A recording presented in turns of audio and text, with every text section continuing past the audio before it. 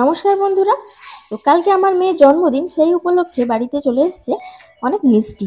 আর তার সাথে আরও বেশ কিছু জিনিস আনা হয়েছে, সেটা আপনাদের সাথে অবশ্যই শেয়ার করব। আর কালকে জন্মদিনটা ধরা হবে এই কারণে, আমরা 9 তারিখে একটা জায়গাতে যাব।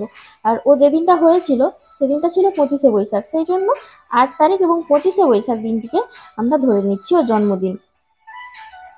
এই দেখুন, চলে এসছে ওর কেক। আর ফ্রিজের মধ্যে রাখা রয়েছে মুরল্লা মাছের টক, লোভনীয় জিনিস। এই দেখুন, কেকটা আপনাদেরকে দেখাই। আমরা সব জন্মদিনের কেকগুলোই কিন্তু এই বিদ্যুৎ বেকারি থেকে নিয়ে থাকি। এই দেখুন, পিওর নামটা লেখা আছে। আর কেকটা অসাধারণ সুন্দর দেখতে।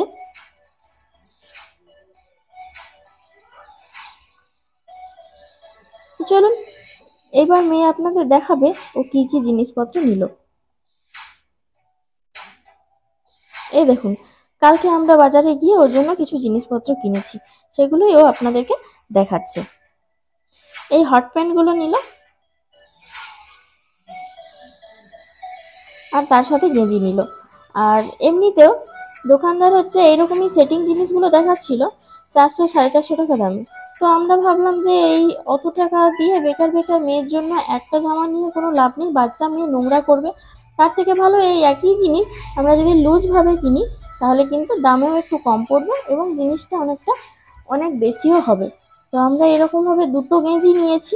এই একই জিনিস ছিল, সেটিং যেগুলো, সেগুলো কিন্তু প্রচণ্ড দাম বলছিল।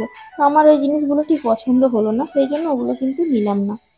তো আপনারা অবশ্যই জানাবেন যে এই গরমের জন্য এই ড্রেসগুলো কেমন হয়েছে।